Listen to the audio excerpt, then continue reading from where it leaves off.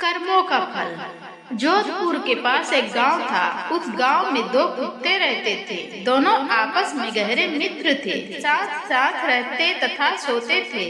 उनमें से एक कुत्ता काला था तो उसका नाम कालू था। दूसरा कुत्ता लाल था अतः उसका नाम लालू था। एक दिन दोनों कुत्तों ने तीर्थ यात्रा करने की सोची, किंतु वे रास्ते नहीं जानते थे। दोनों ने निश्चय किया कि यात्रा आरंभ तो करे, रास्ता तो अपने आप निकल आएगा। एक दिन वह दोनों एक साथ तीर्थ यात्रा पर चल दिए। चलते चलते रात हो गई। वह दोनों एक पेड़ के नीचे सो गए। थके होने के कारण उन्हें नींद आ गई।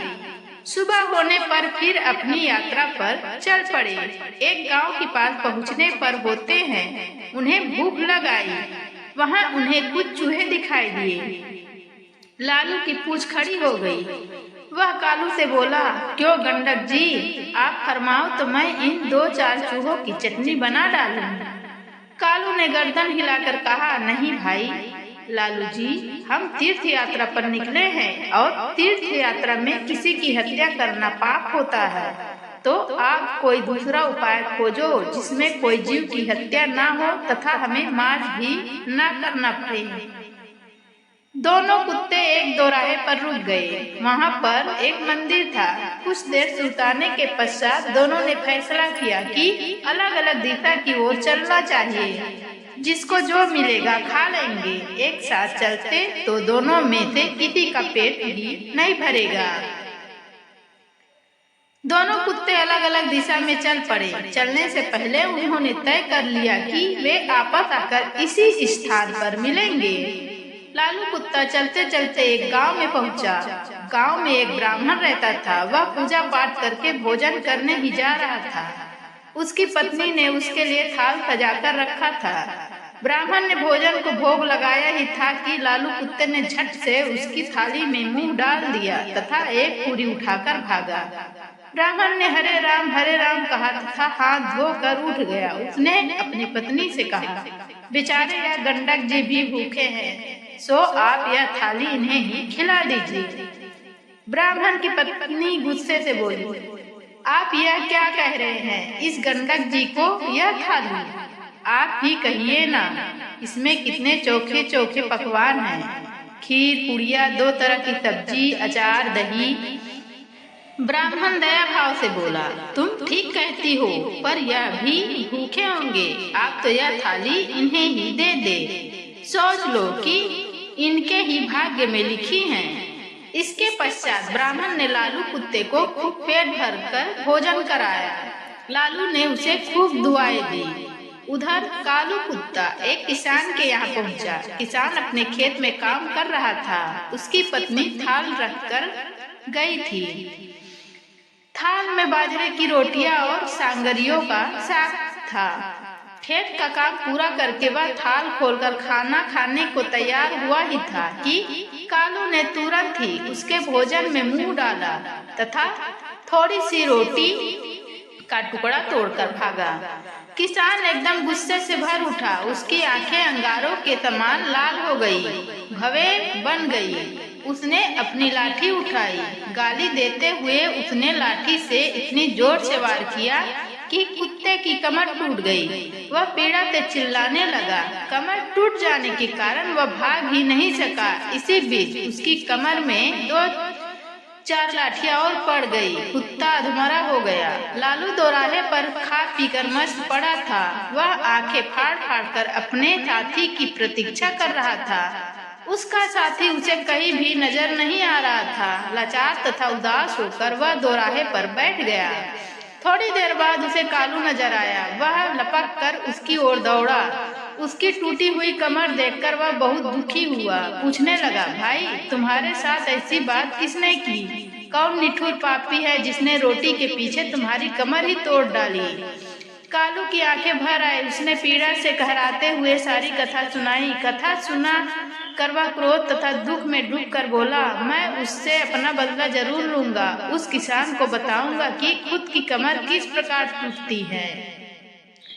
लालू जी भी कृतज्ञ होकर बोला, मुझे भी उस ब्राह्मण का कर्ज चुकाना है। उसने मुझ पर कितनी कृपा की है।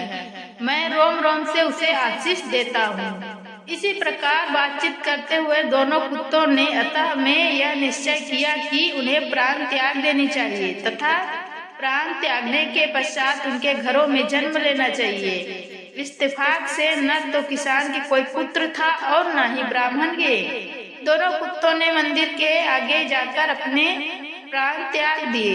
एक ही पल में दोनों मृत्यु को प्राप्त हो गए। कालू ने किसान के घर जन्म लिया। किसान बहुत प्रसन्न हुआ, किंतु उसकी खुशी अगले ही पल विलुप्त हो गई। घर में इस पुत्र के पैदा होते ही उसका बैल मर गया। पत्नी अस्वस्थ रहने लगी। पहले जन्मदिन पर किसान के हरे भरे खेत को जानवर चट कर गए। उधर ब्राह्मण के घर भी बेटा पैदा हुआ। पुत्र के उत्पन्न होते ही राज दरबार में ब्राह्मण की पदवी ऊंची हो गई। ब्राह्मण ने राजा को एक युद्ध में जीत की बात बताई। राजा युद्ध जीत गया। इससे प्रसन्न होकर राजा ने ब्राह्मण को राज पंडित नियुक्त कर दिया। उसे एक महल तथा अपार धन भेंट किया। जैसे जैसे ब्राह्मण का बेटा बड़ा होता गया, वैसे वैसे वह भी बाप के समान तेजस्वी निकलता गया। उसने छोटी उम्र में सारे शास्त्रों का अध्ययन कर लिया। वह बड़े बड़े पंडितों को शास्त्रार्थ में हरा देता था। इससे ब्राह्मण की कृति में चार चांद लग गए। किसान का बेटा बदकारी निकला। वह बात बात पर अपने बाप को डांटता था, उसे गालियां बकता था। वह जुआ खेलकर बचे कुचे धन को उड़ाने लगा। किसान बहुत ही दुखी हुआ। अंत में उसने सोचा कि इसको सुधारने का कोई उपाय करना चाहिए। इस तरह विचार करते हुए वह एक बुद्धिमान व्यक्ति के पास पहुंचा। उसने उसके सामने अपनी समस्या रखी।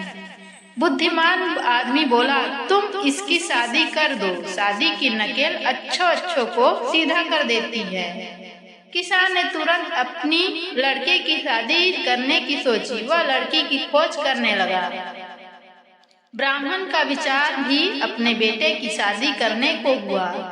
एक सुकन्या से उसका विवाह हो गया। उसके बेटे की पत्नी भी सुशिक्षित थी। उसने आते ही घर को स्वर्ग बना दिया। किसान ने भी अपने पुत्र का विवाह कर लिया। शादी के अगले दिन ही उसका बेटा अचानक चल बसा। उसके बेटे की बहू ने आकर कहा तो वह सचेत हो गया। होश में आते ही वह दीवार से सिर मार मार कर रोने लगा और चिल्लाने लगा, हाय मेरा बेटा, मेरी कमर तोड़ कर चला गया। ब्राह्मण का बेटा उसी गांव में कथा कह रहा था, इस संसार में जो जैसा कर्म करता है उसे वैसा ही फल मिलता है। कहानी का तात्पर्य यह है कि आप जैसा बोओगे वैसा ही काटोगे।